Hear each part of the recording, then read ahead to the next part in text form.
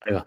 Acá nos metemos en la otra rama del aprendizaje automático, es decir, el no supervisado. Cuando hablamos de aprendizaje automático supervisado, hablamos de la predicción de una clase, ¿sí?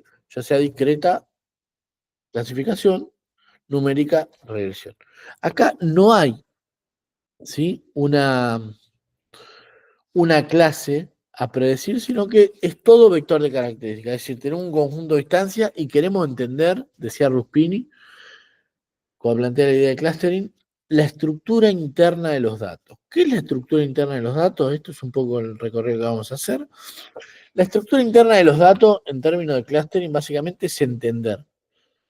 ¿Sí? Si yo tuviera mis instancias proyectadas en una nube de puntos en el espacio, ¿sí? En un conjunto de eje cartesiano, ¿sí? Pensémoslo en dos dimensiones por una cuestión de facilidad, eh, ¿sí? De imaginarnos, ¿sí? Los que tenemos poca imaginación. Ahí básicamente la estructura interna sería entender qué puntos o qué datos son parecidos entre sí y ponerlos dentro del mismo grupo y diferenciar, ¿sí? Maximizando esta distancia, aquellos puntos que son distintos a los del primer grupo, poniéndolos en un segundo grupo. Y si hubiera 3 o más grupos, hacer lo propio. Es decir, todas las distancias que son parecidas entre sí, lo ponemos en el mismo grupo, ¿sí? Y vamos separando a las distancias que son diferentes entre sí en grupos distintos, que se denominan clusters, ¿sí? ¿Para qué les parece que nos puede servir eso? Si nosotros decimos cada punto es un cliente y nosotros tenemos, bueno, un conjunto de grupos, podemos separar a nuestros clientes en 3 grupos distintos, planteando que en cada grupo están los clientes que más se parecen entre sí. Y hay 3 tipos, hay 3 tipos de clientes diferentes en nuestra base de datos. ¿Qué les parece? ¿Para qué nos puede servir esto? Para armar targets. Para, Armar targets. a ver, explicar eso a un informático.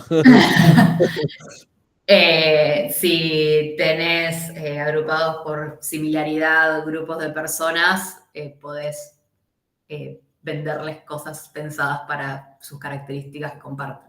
Lo voy a usar en el próximo curso de posgrado, vender target, lo voy a decir así. Sí, básicamente, exactamente, muy bien, Bianca. Tiene que ver con, yo lo digo de una manera más tradicional, segmentar, ¿no? Nuestros clientes. La idea esta es, si nosotros tuviéramos un conjunto de 10.000 clientes, ¿tiene sentido mandarle a los 10? ¿Es óptimo, para ustedes que saben mucho más que yo de comunicación y esto, ¿es óptimo mandar a los 10.000 clientes la misma campaña? Probablemente no. ¿Es viable mandarle de los 10.000 clientes a cada uno de mis clientes? Con la inteligencia artificial generativa empieza a ser viable. ¿Pero es viable hoy mandarle a cada cliente una campaña distinta? Y la verdad que no. Ahora bien, ¿qué pasa si podemos descubrir aquellos grupos de clientes en los cuales los clientes se parecen entre sí, como dice Bianca, y podemos generar una campaña para cada grupo de clientes? ¿Sí? Bueno, eso lo podemos hacer con clustering. Esa es un poco eso que descubrió y que bien planteó Bianca, es la idea detrás de clustering, ¿sí? Tratar de segmentar a nuestros puntos de acuerdo a similitud, a la noción de similitud, o el contrario de similitud, que es el concepto que vamos a trabajar, que básicamente es uno menos similitud, que es la distancia. O la similitud también se puede plantear como uno menos la distancia. Esa es un poco la idea, trabajar sobre nociones de distancia para encontrar grupos similares y a la vez diferenciarlos de los otros grupos. ¿Sí? Eso es lo que planteó Ruspini allá por el 69. Para eso vamos a trabajar con una técnica de clase. Nosotros vamos a ver dos, una basada en distancia, otra basada en densidad, que se van a dar cuenta después que es más o menos lo mismo, pero con diferencias. ¿Sí? Después ya lo voy a explicar. Ya me van a entender, dijo Patricia Bullrich. Bueno, entonces, básicamente veamos el concepto de K-medias, que es el algoritmo, digamos, el padre de todos los algoritmos de clustering, el más conocido, y también hoy por hoy, más allá de que es un algoritmo que tiene 50 años o más, es el algoritmo de clustering más utilizado por su simplicidad y por su eficacia. En clustering tenemos un problema. Vamos a tener que definir a priori, sin conocer cómo están agrupados los datos, la cantidad de grupos deseados. Eso es un problema, pero no tanto, porque después lo que vamos a hacer en realidad cuando vayamos a ver cuál es el mejor agrupamiento, hay métricas para ver cuál es el mejor agrupamiento, y lo que vamos a hacer es ver correr la métrica para agrupamientos de 2 a 20, por ejemplo. Y el valor, cuando la métrica me da más alta, me quedo con ese K, es decir, con la cantidad de grupos para los cuales la métrica me da más alta. ¿Sí? Ahora ya vamos a explorar un poco esto, porque quiero que les quede en la cabeza intuitivamente, si no se van a quedar colgados diciendo, pero no me sirve para nada. Tiene solución esto de que tenga que especificar inicialmente al momento de entrenar el modelo el K. El K quiere decir la cantidad de grupos. Bueno, entonces, una vez que definimos el K, lo que vamos a hacer a partir de ese K, el algoritmo va a asignar las observaciones exactamente a un solo clúster. ¿Sí? Hay también lo que se denomina clustering difuso o agrupamiento difuso, en donde un punto puede pertenecer a más de un clúster. No es el caso de K-medias, ¿sí? Si bien hay técnicas, ¿sí? de clustering difuso, no es la realidad del clustering en general como más se trabaja. Bien, volviendo a esto, ¿sí? No hay observaciones que pertenezcan a más de un clúster y el objetivo es tener la mínima variación intraclúster, es decir, que los puntos que están dentro de un mismo grupo se parezcan mucho entre sí, y la máxima variación interclúster, es decir, que los puntos de cada clúster sean muy diferentes a los puntos de los otros clústeres. Acá vemos, si tuviéramos esta nube de puntos, es la misma nube a lo largo de las 3 visualizaciones.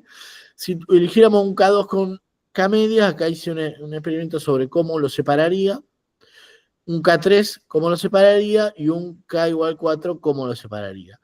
¿Cuál es el mejor agrupamiento? Bueno, hay formas objetivas de medirlo y también hay una cuestión subjetiva. Vamos a ver que tenemos 2 métricas que son muy importantes. Una es el ELBO o el índice del codo, ¿sí?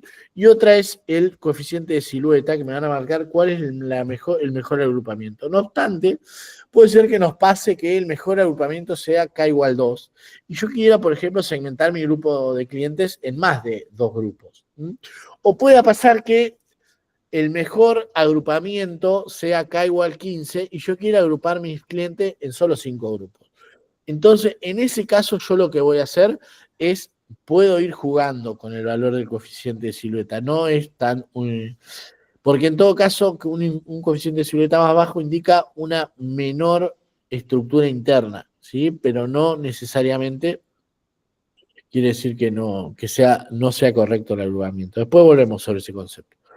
Bueno, veamos un ejemplo de cómo funciona K-media. Vamos a ver qué sencillo que es si tiene en la cabeza esto que dijo Bianca de similitud o distancia. Imagínense que tenemos estos puntos, ¿sí? Y nosotros, como siempre, hacemos, los docentes les dejamos la parte les mostramos la parte más fácil y les dejamos la parte más difícil. Es decir, nosotros vamos a trabajar en un clustering en 2D. Después la realidad es que ningún dataset tiene solo 2 columnas, ¿no? Bueno, siempre tienen 20 o más. Pero bueno, pensémoslo así para poder verlo en el espacio. Lo primero que vamos a hacer es asignar al azar un conjunto, el clúster a cada uno de los puntos. Es decir, yo tengo todos estos puntos, imagínense 100 clientes. Yo digo, bueno, en el primer paso, a cada cliente le asigno un clúster, no importa cuál. Es al azar. ¿Cuántos clústeres, qué valor de K les parece que elegí antes de correr este algoritmo? A ver si están despiertos. Sí, todos. No, Como K. ¿Recordá que dije K? 3, exactamente, Sergio. K es la cantidad de grupos. Recuerden que dijimos que cuando vamos a trabajar sobre K medias, lo primero que vamos a tener que decidir es el K. Es decir, cuántos grupos quiero generar. Entonces, acá decimos, bueno, K igual 3. Con lo cual, a cada punto le voy a asignar un valor 0, 1 o 2. Es decir, que son los 3 grupos que tengo. Y a cada uno de esos grupos le corresponde un color. ¿Se entiende, Guille?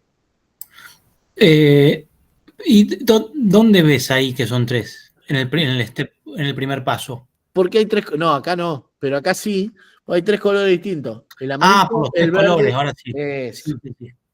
¿Qué hago? A cada punto le asigno al azar un clúster. Y por eso lo pinto de un color, Guille. Lo que voy a hacer es calcular los centroides para cada clúster. ¿Sí? ¿Qué son los centroides? Imagínense que tenemos, para cada clúster tenemos X, Y, ¿sí? Los centroides van a ser, ¿sí? Imagínense que tenemos un punto que es 2, 3, otro punto que es 5, 1 y otro punto que es 0, 7. Los centroides van a ser básicamente el promedio de los puntos. Entonces tenemos 2 más 5 más 0, 7 dividido 3, 2,3. Eso es el X del centroide. Y el Y del centroide es 3 más 1, 4 más 7, 11 dividido 3, 3,76, si no me falla la cabeza, ¿no? Que podría ser tranquilamente. ¿Sí? Entonces, ese es el XY del centroide de esos puntos. ¿Se entiende?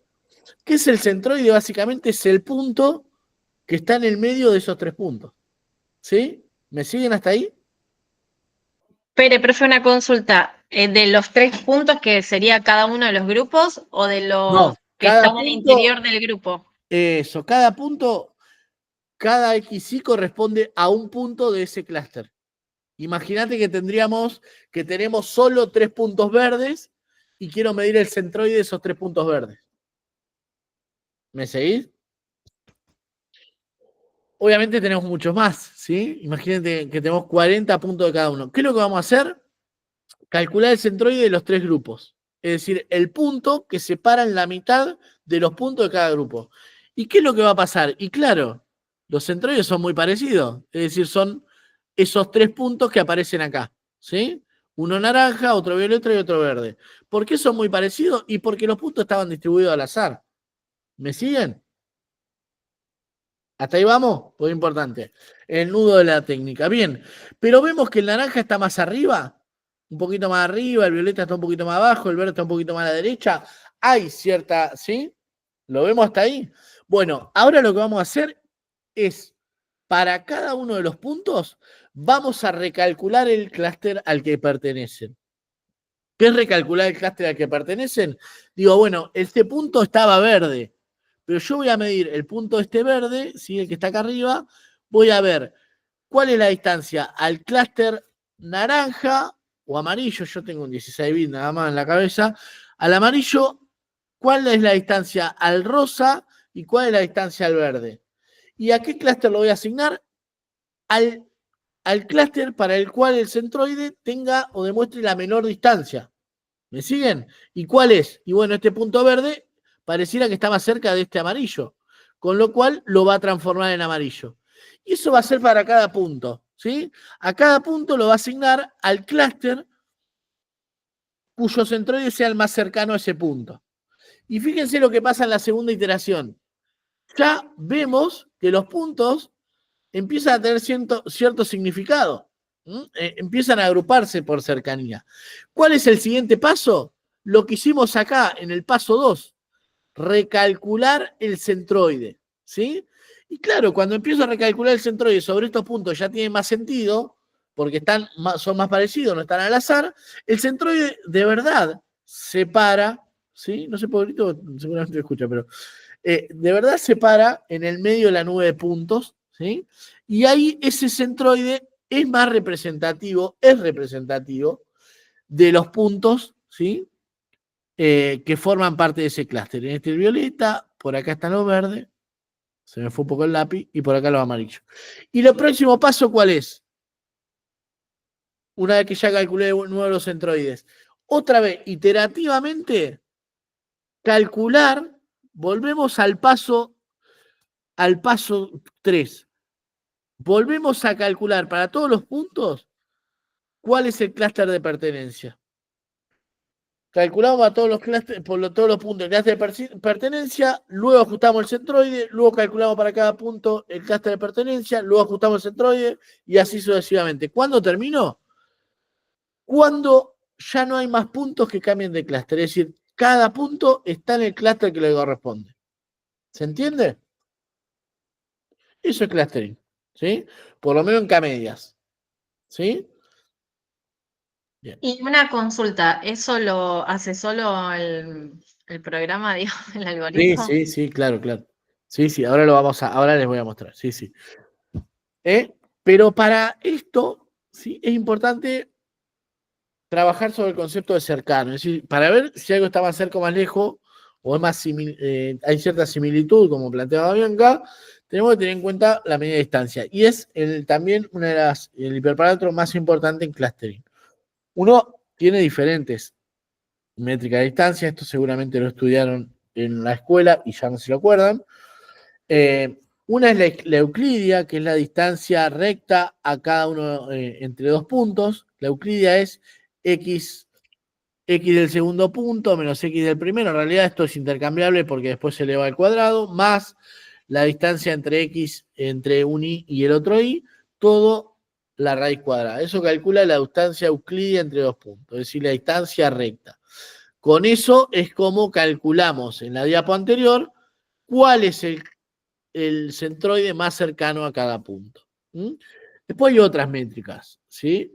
Una es la de Manhattan, fíjense acá está, básicamente es el valor absoluto de las distancias, ¿sí? Se llama Manhattan porque tiene esta pinta de que, como si fueran manzanas, ¿no? Como que uno, para llegar de un punto al otro, llega hasta la esquina y después dobla. Y después la de Minkowski, ¿sí?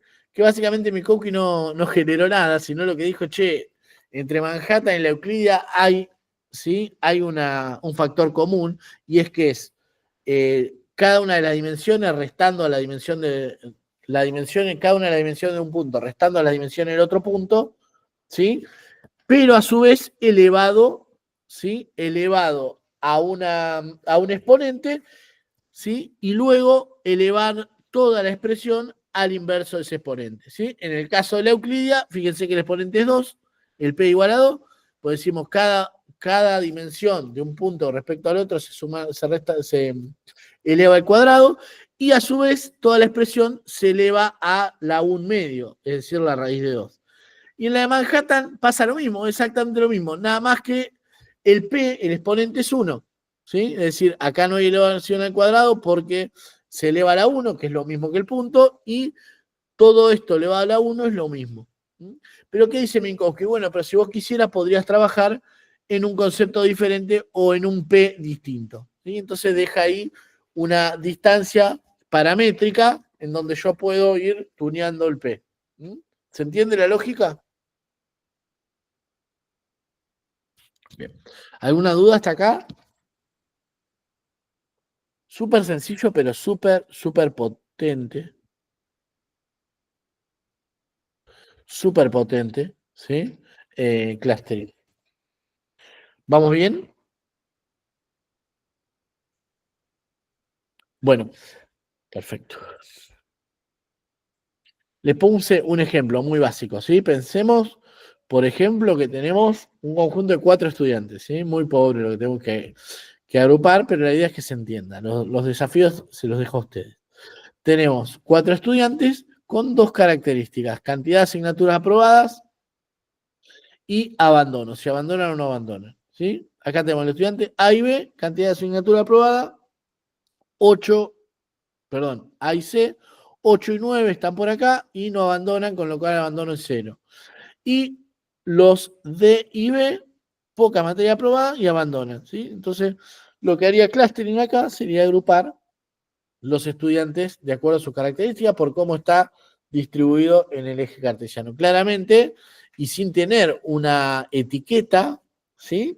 Agrupó por un lado los estudiantes que tienen un mejor desempeño académico y por otro lado los estudiantes que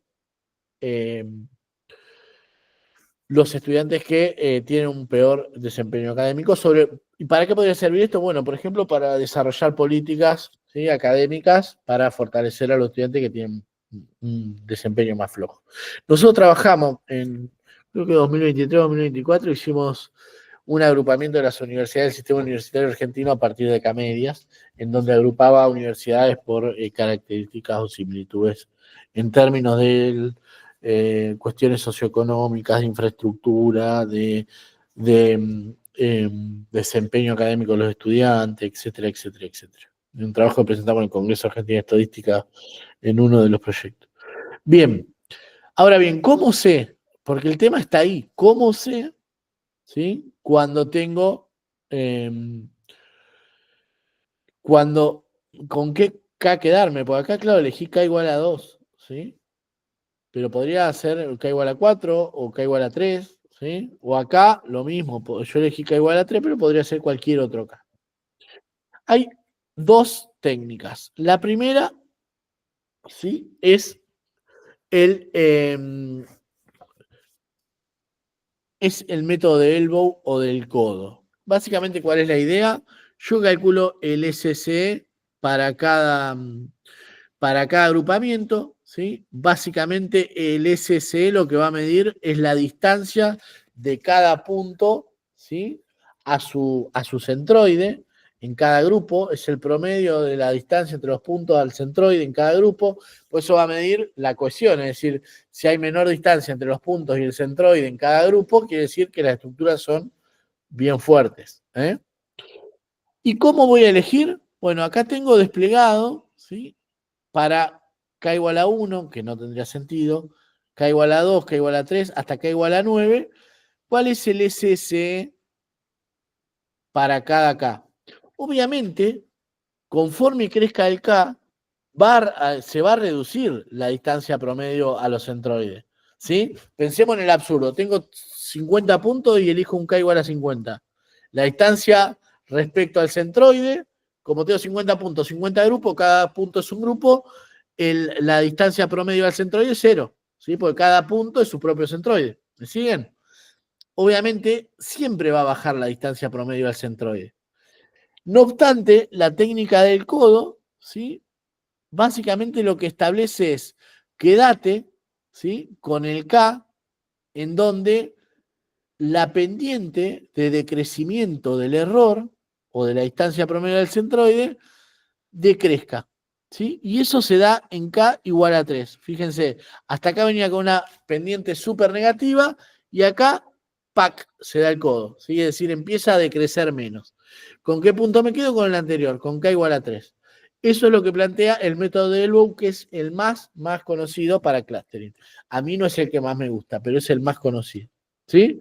¿Se entiende? Entonces yo acá, ¿qué hago? Genero un clustering con K igual a 1 hasta K igual a 9, es decir, separo los puntos en un grupo, no tiene ningún sentido, en 2 grupos, en 3 grupos, en 4 grupos, 5 grupos, 6 grupos, etcétera, y me quedo con el clúster o con el agrupamiento, con el K, donde se ve ese codo. ¿Me siguen? Ahora bien, bueno, esto lo decía, ¿no? Que es el SC.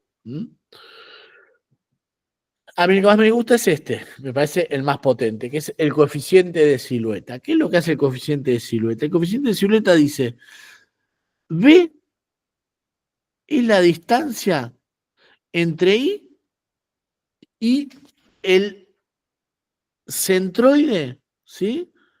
Del clúster más cercano, es decir, no de su propio clúster, sino del clúster más cercano, ¿sí? ¿Qué está midiendo? ¿Qué tan distinto pudo hacer el agrupamiento a ese punto del otro grupo? Pero lo hace competitivo el tema, porque no dice la distancia entre un punto y el clúster más lejano y el centroide más lejano. No, la distancia entre un punto y el centroide, que no es de su grupo, sino del de al lado. Menos el promedio entre I, y el promedio de la distancia entre I y todos los puntos de su grupo. Es decir, acá compara cuál es la distancia respecto al otro grupo más cercano. Y acá lo que le resta es la cohesión dentro del grupo, es decir, cuán cercano es a sus compañeros. Y eso lo normaliza, ¿sí? Por el máximo entre A y B. ¿Qué es lo que va a obtener? Bueno, lo que va a obtener es un valor entre -1 y 1. Cuanto más cercano a 1, mejor es el agrupamiento. ¿Por qué? ¿Por qué cuanto más cercano a 1? Porque quiere decir que este valor es muy alto, es decir, la distancia al grupo más cercano, y este valor, es decir, la distancia entre los puntos, la distancia promedio de ese punto respecto a sus coequippers, a sus compañeros de grupo, tiende a 0. Entonces se da un valor a 1, se da un valor 1. Y lo interesante del grupo de siluetas es que yo puedo calcular esto para cada punto, puedo calcular esto, generalizarlo y calcular un promedio para cada clúster, un coeficiente de silueta para cada punto, un coeficiente de silueta para cada clúster, o un coeficiente de silueta para todo el agrupamiento. Y es una medida objetiva que tiene un nivel de interpretación entre -1 y 1. Cuanto más cercano a -1, peor. Cuanto más cercano a 1, mejor. Se dice en datos reales socioeconómicos que un índice de silueta cercano a 0,3, 0,4 ya es un agrupamiento que podemos festejar. ¿Se entiende más o menos el concepto? Sí, profe. ¿El resto también? Bien. ¿Alguna pregunta? ¿Escuché un ruidito o no? Bien. Bien. Les quiero mostrar primero, antes que se nos vaya este concepto, lo de K-medias, ¿sí? Ahora, un segundo, pues se acaba de golpear mi hija. De verdad, suerte yo.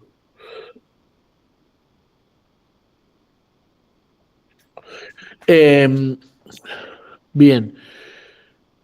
Vamos a trabajar con el dataset Iris, ¿sí? Creo que lo hablamos, el dataset Iris es un dataset que tiene 150 instancias de una planta denominada Iris, para la cual hay 3 clases: setosa, virgínica y versicolor. Es un dataset que es de laboratorio y que se utiliza generalmente para clasificación. Pero nosotros vamos a hacer una cosa, es decir, vamos a usar el dataset Iris, pero vamos a sacar la clase de lugar. No vamos a usar, sabemos a qué clase pertenece cada plantita, cada florcita, pero no lo vamos a usar. ¿Eh? Vamos a decir, bueno, me quedo solo con estas 4 características para hacer un clustering. El largo del pétalo, el ancho del pétalo, el largo del sépalo y el ancho del sépalo. El sépalo es como una parte de la flor, no me pregunten bien cuál. Fue esta semana la fiesta nacional de la flor en Escobar, así que en todo caso lo chequen ahí. Pero creo que es como si fuera como la hoja de la flor. No sé. Es como, no sé. Espere. Vamos a hacerlo más fácil.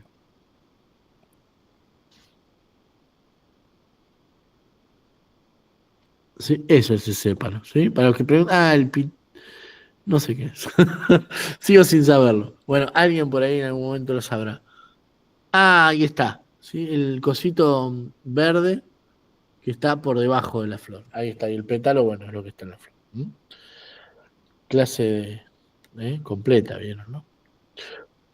Bien, acá hacemos un análisis exploratorio, ¿sí? Vemos los grandes números, vemos que no hay nulos, vemos que son todos de tipo flotante, ¿sí? Y decimos K igual 3. Bueno, decimos K igual 3. Instanciamos con el número de clúster y hacemos un random state 0. ¿Qué es el random state? Lo tienen un montón de algoritmos de machine learning, y básicamente vieron que dijimos cómo asignamos el primer grupo a cada punto, el primer clúster a cada punto. ¿Cómo lo asignamos? A ver si se acuerdan. ¿Al azar era? Al Al azar, azar. listo. Excelente. ¿Qué es lo que te asegura dejar fijo el random state en 0? Que si ustedes corren esto 50 veces, las 50 veces la primera asignación va a ser idéntica. Es decir, dejan fija la semilla aleatoria. ¿Para qué es esto? Esto se usa mucho en Congreso para replicabilidad de los experimentos, ¿sí? Si yo no dejo fija la semilla aleatoria, ¿sí? Como es un algoritmo que en definitiva depende un poco de la asignación inicial del azar, porque es la que va a determinar cómo queda cada centroide en la primera vez, lo que va a pasar es que yo corro 10 veces el clúster y probablemente me dé 10 agrupamientos distintos. Entonces, si yo dejo la semilla fija, lo que va a pasar, lo corro 10 veces y me va a dar el mismo agrupamiento. Eso es para replicabilidad, ¿sí? Acá lo que digo es... Pero, perdón, ahí, o sea, eventualmente, si en vez de correrlo 10 veces lo corro 100, o las veces que haga falta, voy a terminar teniendo los mismos clústeres. No, lamentablemente no. Ni que lo corra 1.000.000. Bueno, Claro, por eso digo, es como que hay un momento en que los no, va datos a converger. con determinadas Si hay características se agrupan. Sí, Guille, pensemos esto. Clustering lo que busca es identificar la estructura interna de los datos. Si los datos tienen una estructura interna, el agrupamiento va a variar un poquito, pero debiera detectar más o menos los mismos grupos, ¿sí? Puede pasar que en una corrida tú tengas tanta mala suerte que no agrupe bien, pero si uno corre un par de veces va a terminar convergiendo eso. ¿Por qué? Porque si hay un agrupamiento real, K-medias va a terminar encontrando ese, Guille, ¿sí? Porque básicamente busca la estructura interna de los datos. Instancio, digo número de clúster 3, lo dejo fijo, después vamos a ver cómo hacerlo para ir de 2 a 9, como habíamos visto hoy. y entreno. Fíjense que en Scikit-Learn también está muchas veces el método este que es fit predict. Vieron que hoy hicimos fit y después predict.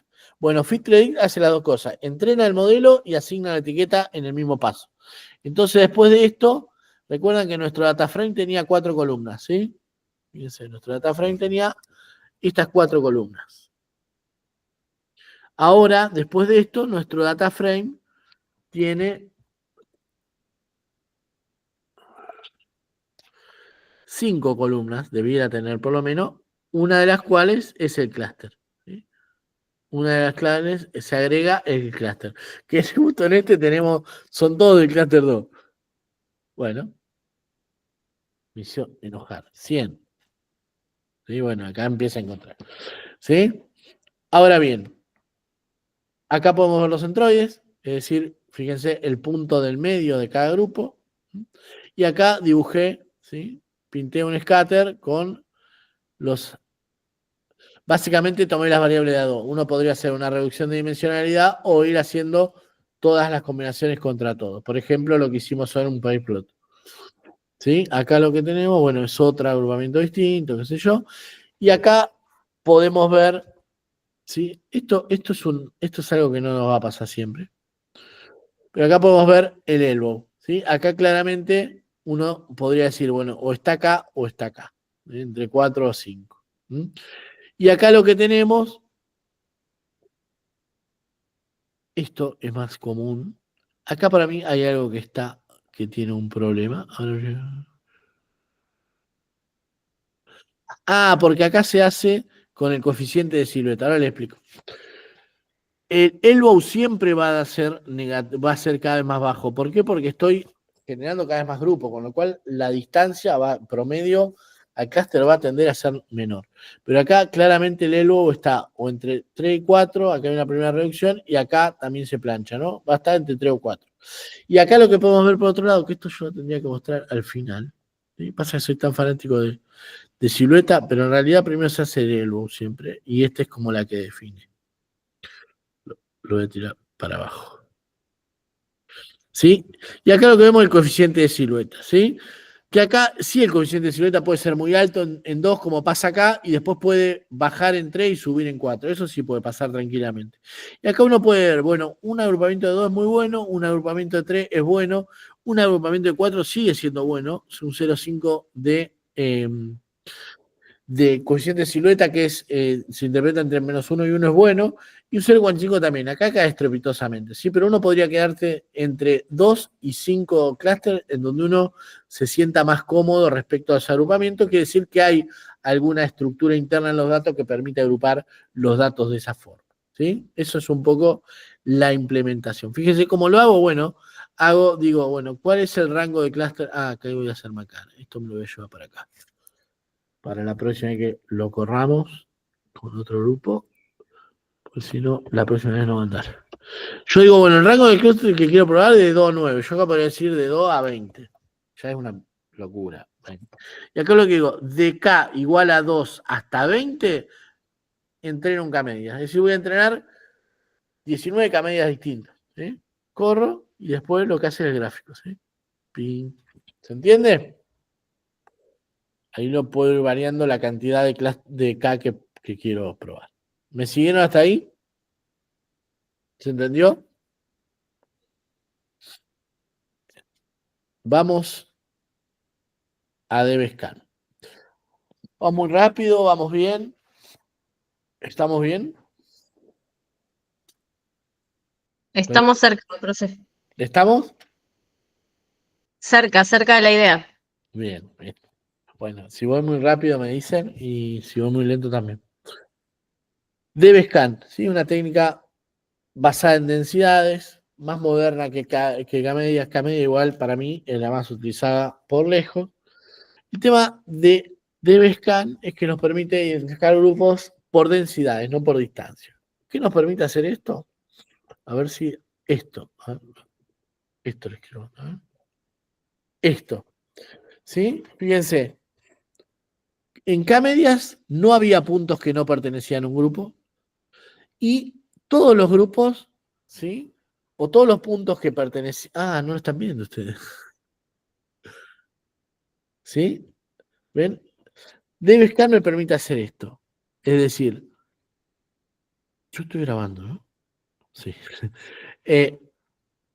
Dijimos en clustering, todos los puntos pertenecen a un grupo y además, algo que podemos inferir ahora, ¿sí? Es que hay como un comportamiento en relación, como está basado en distancia, uno podría establecer un ámbito en el cual, si el punto cae ahí, es de determinado grupo, ¿sí? Y ese ámbito tiene un radio, ¿no? El radio, el centro de ese radio está dado por el centroide. ¿Mm? En cambio, hay problemas como este, no son la mayoría de los problemas que pasan en la vida real, pero problemas como este en los cuales yo podría inferir o querer encontrar puntos que pertenezcan al mismo grupo, aún en un área para el cual un centro y un radio no son lo que determinan la pertenencia al grupo. ¿Sí? Podría encontrar formas más raras como estas, en donde los azules serían un clúster y los amarillos serían otro. Esto con K-media estamos todos de acuerdo que no se podría dar, ¿no es cierto? Esto no se podría dar. Ahora bien, y esto tampoco, es decir, es un clustering que me permite detectar outliers, es decir, puntos que no van a pertenecer a ningún clúster. Que eso sí está piola, ¿sí? ¿Por qué? Porque lo que pasa con K-media es que es sensible al ruido, es decir, termina a un punto que está muy separado del resto de puntos de la nube de ese agrupamiento, claramente me va a distorsionar el valor del coeficiente de silueta o el del método de Delbo en la distancia cuadrada, ¿no? La distancia al centroide. Entonces, básicamente por eso les quería mostrar DBSCAN. Es una método de clustering, ¿sí? Que me permite identificar grupos no basados en distancia, sino en densidades, ¿sí? Y además, otra ventaja más, es decir, pareciera cuando uno lo presenta así, pareciera, ¿por qué me mostraron la porquería K-media si esto tiene todo lo que no le falta al otro? Además, no necesito el K, ¿sí? La realidad es que después termina funcionando mejor K-media. Pero bueno, esto es como más modernoso. Se presenta así cuando uno lo va leyendo y dice, esto es lo que yo necesito. ¿Cuál es la idea? Bueno, hay un par de conceptos clave. Está el radio de vecindad, que es un hiperparámetro que tengo que definir yo, con lo cual ya ahí empiezo a entender por qué no necesito el K, no necesito el K. Yo no necesito el K, pero necesito decir cuál es el radio de vecindad, es decir, la distancia máxima. No necesito el K, pero necesito marcar la mínima cantidad de puntos para formar, ¿sí? un nuevo centro, un nuevo clúster. Y bueno, después está el concepto de punto núcleo. Es un punto, ¿sí? que tiene al menos min points vecinos dentro de un radio de PS. Ahora vamos a ver. Y después está el border point, o el punto de frontera, que es un punto que está al lado, que está dentro del radio de PS, un punto núcleo, pero no es un punto núcleo. ¿Sí? Recuerden estos 4 conceptos más o menos, que ahora se lo explico de mejor manera. Y después está el punto ruido, que es un punto que no pertenece a ningún clúster, que va a ser el outlier en nuestro caso. Después tenemos un radio de vecindad. Bueno, perdón, esto está repetido. Perdón por hacer esto vivo, pero si no, me voy a volver a mandar la misma macana el año que viene. Acabo de borrar lo que estaba repetido. Ahora, ¿cómo funciona el algoritmo de scan? ¿Sí? Vamos a ir recorriendo un punto cada vez. Recuerden que yo tengo que definir previamente estos dos conceptos como hiperparámetros. ¿Cuál es el EPS máximo? Es decir, ¿cuál es la distancia máxima que acepto entre un punto y otro para formar parte, para considerar los vecinos? Y tengo que definir el mean point, que es la cantidad de puntos mínimos, ¿sí? dentro de este radio para generar un núcleo nuevo o un clúster nuevo. Entonces, yo voy a recorrer cada punto y voy a verificar si es un punto núcleo. ¿Qué quiere decir que es un punto núcleo? Si me paro en ese punto y digo, en la distancia máxima que me pasaron como hiperparámetro, como configuración, ¿tengo por lo menos min points? Si la respuesta es sí, entonces es un punto núcleo, se forma un nuevo clúster y todos los puntos alcanzables desde ese núcleo son parte de ese clúster. ¿Me siguieron?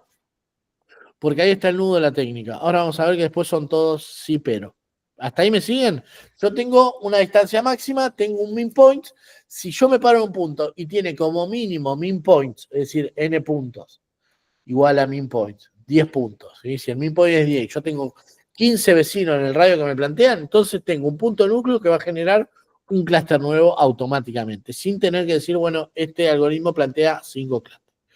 Si no es núcleo, se clasifica como ruido. ¿Sí? Por ahora lo marco en una porquería. Este punto no sirve para nada. Ahora bien, para cada punto del clúster voy a plantear, si es punto núcleo, repito el proceso, es decir, a todos los puntos que forman parte de ese clúster los marco como puntos alcanzables. ¿Sí? Ahora bien, un punto que acá marqué como ruido probablemente después se convierta en un punto alcanzable. ¿Qué es un punto alcanzable? Un punto de frontera, ¿sí? Un punto de esto. Es decir, no es un punto núcleo, esos puntos que me sirven para generar un clúster nuevo, pero es un punto que no es una porquería, porque está dentro del radio de un punto núcleo. ¿Sí? Cuando termina el algoritmo, ¿qué va a pasar? Voy a tener un conjunto de puntos núcleos que van a haber determinado un conjunto de clúster y van a marcar todos los puntos dentro de ese vecindario que, no siendo punto núcleo, son alcanzables de ese punto. Los puntos que no son alcanzables, así se dice, desde ningún clúster, ¿son qué? Son puntos ruido. Es súper sencillo el algoritmo. ¿Sí? ¿Me siguieron? ¿Los puntos ruidos podrían ser los outliers o Son no? los Nada que ver. outliers. Son los Ah, outliers. Sí, son los outliers. Tenemos 3 tipos de puntos, Leticia. Punto núcleo, punto frontera, que son los que no generan clúster, pero pertenecen a un clúster, y puntos ruido, que son nuestros outliers. Exactamente. ¿Sí? Hasta ahí, eso es la idea. ¿Se entendió? Yo para que se lleven, cada media es el que van a usar, pero si salen el viernes pueden decir, yo conozco 2 algoritmos de clustering. Esa es un poco la idea atrás de ver esto, ¿sí? Y aparte, de verdad que es una técnica muy mencionada en cursos más avanzados de Machine Learning. En uno básico van a ver K-medias, pero después, la realidad es que después el que más se usa, pero es tan sencillo que esto extiende la cuestión, permite delimitar vecindarios que no son alcanzables por un radio en el marco de una distancia lineal, como la euclidia, ¿sí? Y además, lo que sí, eso yo le valoro, no le valoro tanto esa cuestión de que el K es dinámico, porque en realidad es una mentira. Digo, el K es dinámico, pero tengo que determinar el radio y tengo que determinar la cantidad mínima de puntos, con lo cual de alguna manera estoy determinando ese K, aunque me están engañando. Pero bueno, lo que más le valoro es que pueda marcar puntos que son outliers, ¿sí? Que eso a K-medias le hace mucho mal. El hecho de no poder delimitar puntos que son outliers le hace mucho mal. ¿Por qué? Porque termina poniendo todos los puntos en algún clúster y bueno, y por ahí, qué sé yo, este punto, y no sé si era el celeste. Lo puse celeste porque lo tenía que poner celeste, pero capaz que no es el comportamiento, ¿sí? O acá, ¿se entiende? Es decir, el hecho de tener que determinar cada punto como punto como correspondiente a un grupo y le hace mal a K-medias, porque lo hace sensible al ruido. Digo, ahí tenemos una tesis de maestría. Sí. Tal vez lo dijiste y se me pasó. ¿Hay alguna forma de ver cuál es la cantidad óptima o ¿De eso, qué? claro, de clúster que se van generando con el otro o al no? Sí, lo mismo. El coeficiente de silueta funciona, el mismo cuadrado funciona, pues está midiendo cohesión interna. Está midiendo cohesión interna a diferencia de otros grupos. Siempre el concepto de clustering es agrupar en el mismo grupo los puntos más parecidos y separarlo de los puntos más diferentes. Lo que pasa es que lo que va cambiando es el concepto de parecido diferente, pero la lógica atrás del agrupamiento es la misma, Guille. ¿Sí? ¿Les parece que paramos 4 minutitos y volvemos y media para ver el último tema del curso que tiene que ver con regla de asociación? Que es también una técnica que no se ve tanto, pero está buena porque nos permite ver relaciones entre miles de atributos y encima atributos discretos. En general lo que trabajamos es coeficiente de Pearson para atributos numéricos, qué sé yo, Spearman como mucho, pero la idea de regla de asociación está buena. Volvemos y 32 porque les robé 2 minutos hablando. Bien.